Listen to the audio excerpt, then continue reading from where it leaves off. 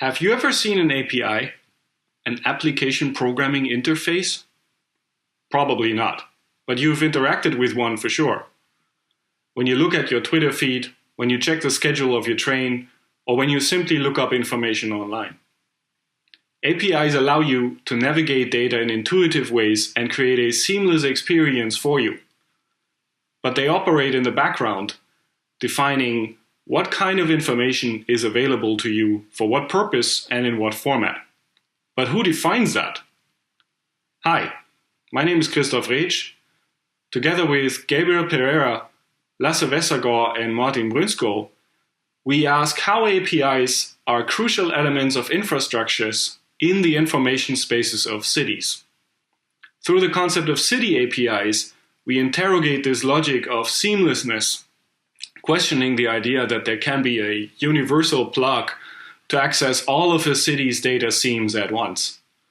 We argue that APIs embed important political and social assumptions about the future uses of data in their technological designs, and that we need a wider debate about how APIs do this and who gets to define them. We hope you enjoy reading our paper, Open Access at Big Data in Society.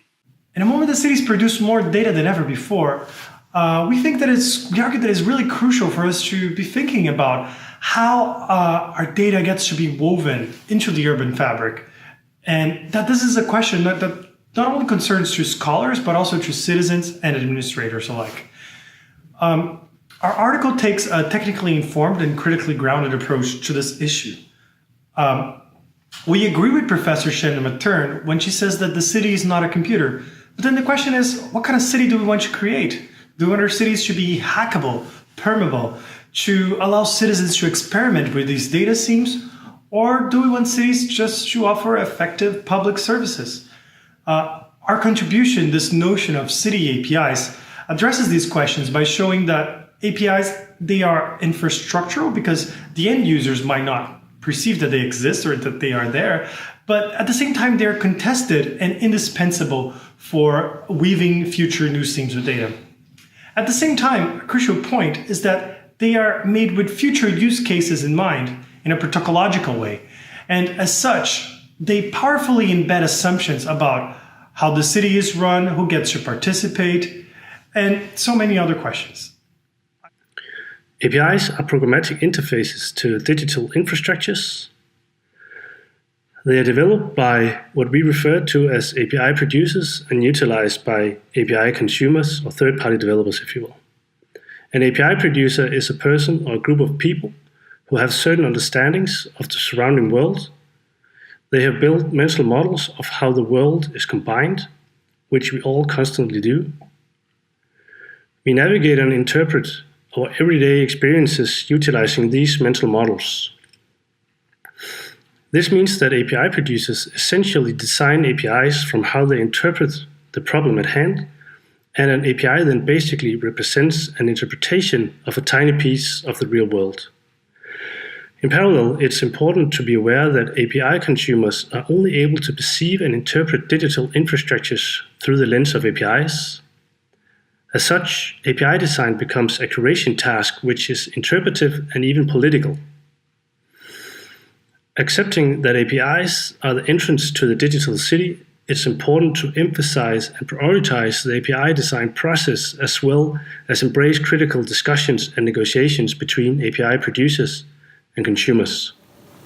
APIs are the nervous system, the blood vessels of cities and communities in this digital transformation. But what are APIs? How can we talk about them? How should we develop them? Should we leave that to the technical people, who of course need them and are very used to them? Or should the way we think about these kind of infrastructure elements in our increasingly digital future and reality, should they be part of our general discussion? That's one of the key questions for us that we've been exploring in Organicity, that we're doing in other projects like Synchronicity, around the open agile smart cities network of cities. It's important that we don't just look at these phenomena from a technical perspective, or an economic perspective, or a social perspective, or an environmental perspective, but in a human perspective, which means in an integrated perspective. That's what we've been trying to formulate some relevant questions about, and also to indicate some evolving responses to. We hope you like the paper.